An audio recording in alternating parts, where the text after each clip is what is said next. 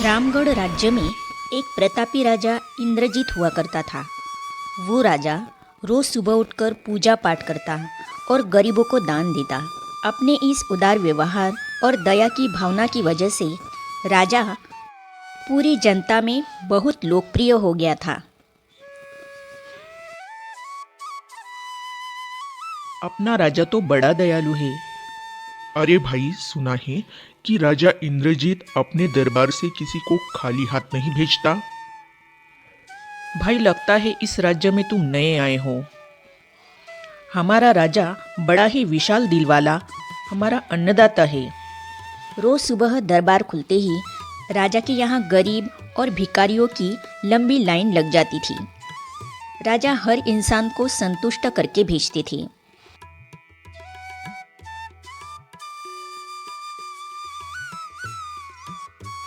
बंसी और गोविंद नाम के दो गरीब रोज राजा के यहाँ दान लेने आते। राजा जब बंसी को दान देता तो बंसी राजा की बहुत वाहवाही करता और राजा को दुआएं देता। महाराज, आप जैसे दयालु राजा किसी राज्य में नहीं हैं। आप हमारे अन्नदाता हैं। महाराज की जय हो, महाराज की जय हो। वही जब राजा गोविंद को दान देता तो वह हर बार एक ही बात बोलता।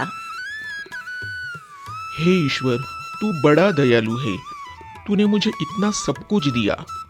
तेरा लाख लाख धन्यवाद। राजा को उसकी बात थोड़ी बुरी लगती। राजा सोचता कि दान मैं देता हूँ और ये गुणगान उस ईश्वर का करता है। एक दिन राजकुमारी का जन्मदिन था। उस दिन राजा ने दिल खोलकर दान दिया। जब बंसी और गोविंद का नंबर आया तो राजा ने पहले बंसी को दान दिया और बंसी राजा का गुणगान करने लगा। लेकिन राजा ने जैसे ही गोविंद को दान दिया तब गोविंद बोला, हे ईश्वर, तू ही अन्नदाता है। आज तूने मुझे इतना दिया, इसके लिए प्रभु तुझे धन्यवाद देता हूँ। राजा को यह सुनकर बड़ा गुस्सा आया। उसने कहा, गोविंद, मैं रोज तुम्हें दान देता हूँ, फिर तुम मेरे बजाय ईश्वर का गुणगान क्यों करते हो? राजन, देने वाला तो ऊपर बैठा है, वही सबका अन्नदाता है, आपका भी और मेरा भी। यह कहकर गोविंद वहां से चला गया। अब राजा ने गोविंद को सबक सिखाने की सोची। अगले दिन जब बंसी और गोविंद का नंबर आया तो राजा ने बंसी को दान दिया और कहा, बंसी, मुझे गोविंद से कुछ बात करनी है, इसलिए तुम जाओ और गोविंद को यहीं छोड़ जाओ। और हाँ, आज तुम अपने पुराने रास्ते से मत जाना। आज तुमको राजमहल के किनारे से जाना है, जहां से सिर्फ मैं गुजरता हूँ। ये मेरा आदेश है। बंसी खुशी खुशी दान लेकर चला गया। राजमहल के किनारे का रास्ता बड़ा ही शानदार और खुशबू भरा था। संयोग से राजा ने उस रास्ते में एक चांदी के सिक्कों से भरा घड़ा रखवा दिया था। लेकिन बंसी आज अपनी मस्ती में मस्त था। वो सोच रहा था, राजा की मुझ पर बड़ी कृपा है जो मुझको अपने राजमहल के रास्ते से गुजारा। यहाँ से तो मैं अगर आग बंद करके भी चलूं तो भी कोई परेशानी नहीं होगी। यही सोचकर बंसी आंखें बंद करके रास्ते से गुजर गया। लेकिन उसकी नजर चांदी के सिक्कों से भरे घड़े पर नहीं पड़ी।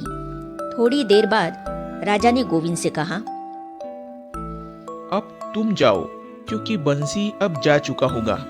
लेकिन तुमको भी उसी रास्ते से जाना है जिससे बंसी गया है। गोविंद धीमे कदमों से ईश्वर का धन्यवाद करते हुए आगे बढ़ चला। अभी थोड़ी दूर ही गया होगा कि उसकी नजर चांदी के सिक्कों से भरे घड़े पर पड़ी। गोविंद घड़ा पाकर बड़ा खुश हुआ। उसने कहा, ईश्वर, तेरी मुझ पर बड़ी अनुकंपा है। तूने मुझे इतना धन दिया, तेरा लाख लाख शुक्रिया। और वो घड़ा लेकर घर चला गया।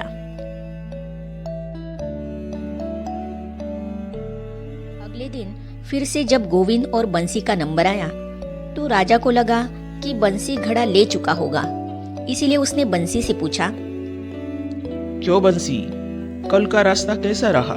राह में कुछ मिला या नहीं? बंसी ने कहा, महाराज, रास्ता इतना सुंदर था कि मैं तो आंखें बंद करके घर चला गया, लेकिन कुछ मिला तो नहीं। फिर राजा ने गोविंद से पूछा तो उसने बताया, महाराज, कल मुझे चांदी के सिक्कों से भरा एक घड़ा मिला। ईश्वर ने मुझ पर बड़ी कृपा की। वो बड़ा ही दयालु है। राजा बंसी से बड़ा गुस्सा हुआ। उसने कहा कि आज मैं तुझे धन नहीं दूंगा, बल्कि एक तरबूज दूंगा। बंसी बेचारा परेशान तो था ही, लेकिन कहता भी तो क्या। चुपचाप तरबूज लेकर चला गया। उधर राजा ने गोविंद को रोजाना की तरह कुछ धन दान में दिया। बंसी ने सोचा कि इस तरबूज का मैं क्या करूंगा, और यही सोचकर उसने अपना तरबूज एक फल वाले को बेच दिया। अब जब गोविंद रास्ते से गुजरा, उसने सोचा, घर कुछ खाने को तो है नहीं, क्यों ना बच्चों के लिए एक तरबूज ले लिया जाए। तो गोविंद फल बेचने वाले से वही तरबूज खरीद लाया जिसे बंसी बेच आया था। अब जैसे ही घर आकर गोविंद ने उस तरबूज को काटा तो देखा उसके अंदर सोने के सिक्के भरे हुए थे। गोविंद ये देखकर बड़ा प्रसन्न हुआ और ईश्वर का धन्यवाद देते हुए बोला, हे ईश्वर, आज तूने मेरी गरीबी दूर कर दी। तू बड़ा दयालु है, सबका अन्नदाता है। तेरा लाख लाख शुक्रिया। अगले दिन जब राजा दान दे रहा था तो उसने देखा कि केवल अकेला बंसी ही आया है, गोविंद नहीं आया। राजा ने बंसी से पूछा तो बंसी ने बताया, महाराज, कल भगवान की कृपा से गोविंद को एक तरबूज मिला। उसके अंदर सोने के सिक्के भरे हुए थे। यह गोविंद तो अब संपन्न हो गया है। बंसी की बात सुनकर राजा ने भी अपने हाथ आसमान की ओर उठाए और बोला, हे ईश्वर, वाकई तू ही अन्नदाता है। मैं तो मात्र एक जरिया हूँ। तू ही सबका पालनहार है। तो दोस्तों, आज की कहानी आपको कैसी लगी कमेंट करके ज़रूर लिखिएगा और ऐसी ही मज़ेदार कहानियों के लिए इस चैनल को सब्सक्राइब कीजिए। मिलते हैं अगली कहानी के साथ। नमस्कार।